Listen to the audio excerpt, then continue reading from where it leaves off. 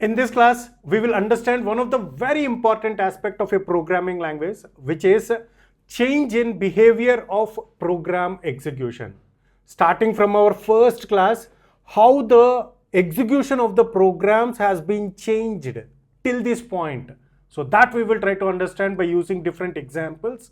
So in the early classes, in the starting of this course, we have discussed it that the programs will get executed. So first the program is going to identify the main function.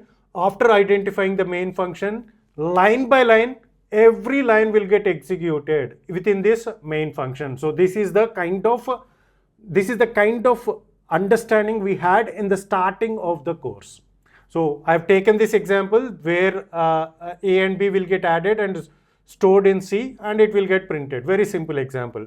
So in this example, the first line will get executed and after that second line will get executed and after that third line will get executed. So this is how sequentially every program will get executed line by line.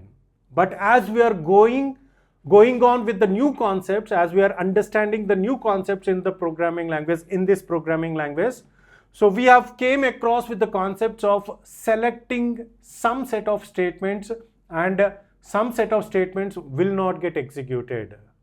So what I mean to say is, in the selection statements, some lines of the code will not get executed and some lines of the code will get executed. We are leaving certain pieces of program without executing it in that particular case, and some will get executed. So let's take this example. So here in this program, we are deciding whether the given number provided by the user is a positive number or not. Means if num is greater than 0, we are going to print it as a positive number, or else this one will get executed.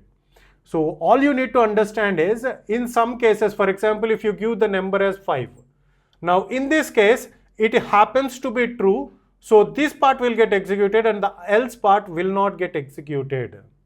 Means even though the program is getting executed in a sequential way, but some parts are not getting executed, some lines of code are not getting executed. So this is where the concept of intelligence came into the programming language, where our programs are going to make a decision from the choices that are available.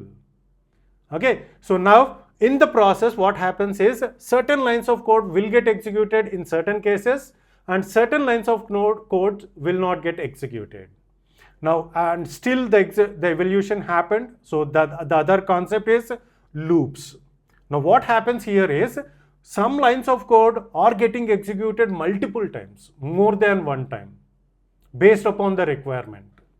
So again, every line will get executed sequentially, but some lines of code will get executed more than one time. So that is where the concept of loops came into existence, right? Now here in this example, what I am taking, very simple example, I have taken the value of I, and the value of I is going to start from 0 and it is going to end till 10. Now every time we are going to print the value of I. Now this line of code will get executed more than once. Try to understand that. Okay, so that is how the behavior, that is how the programming languages, the concepts of programming languages are getting evolved and making the job efficient and very detailed way, adding some intelligence into the programming languages. Try to understand this. So extra features are getting added, the way the behavior of the program execution, all you need to understand is the way the change in the behavior of program execution. So that is what I would like to express in this particular class. So that's it for this class. See you in the next class.